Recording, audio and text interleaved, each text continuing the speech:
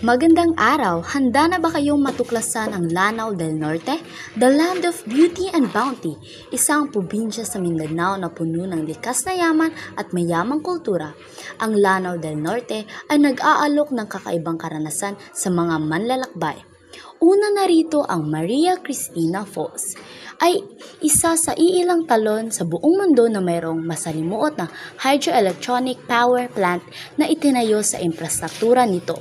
Ang planta ay unang kinomisyon noong 1955 at mula noon ay nagsusupply ng kuryente sa buong isla ng Mindanao sa katimugang Pilipinas.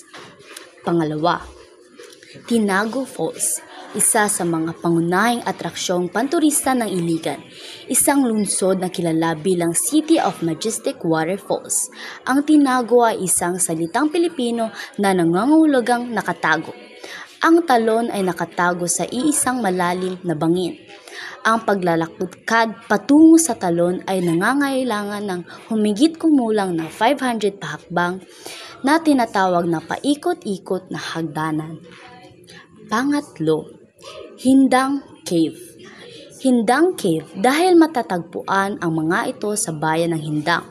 Noong ikalawang digmaang pandaigdig, ang mga kuweba ay kanlugan ng mga gerilya at nakaligtas sa matinding pangbomba ng mga Hapones. Ang mga kuweba ay hindi iluminado at ang pagbisita ay kasama lamang ang entrance section ng mga kuweba hanggang umabot ang liwanag ng araw. At sa huli, Paseo de Santiago. Ang Paseo de Santiago sa Iligan City, Philippines ay isang magandang at makabuluhang parke sa kasaysayan na nag-aalok sa mga bisita ng pagkakataong mag-relax, mag-explore at matuto tungkol sa mayamang pamana ng kultura ng lungsod. At sa pagtatapos ng ating paglalakbay sa Lanao del Norte, sana'y naipakita natin ang ganda at kasaganahan ng probinsyang ito. Isang lugar na dapat bisitain at maranasan ang tunay na kagandahan ng Pilipinas. Mabuhay at sana'y makapunta kayo rito balang araw.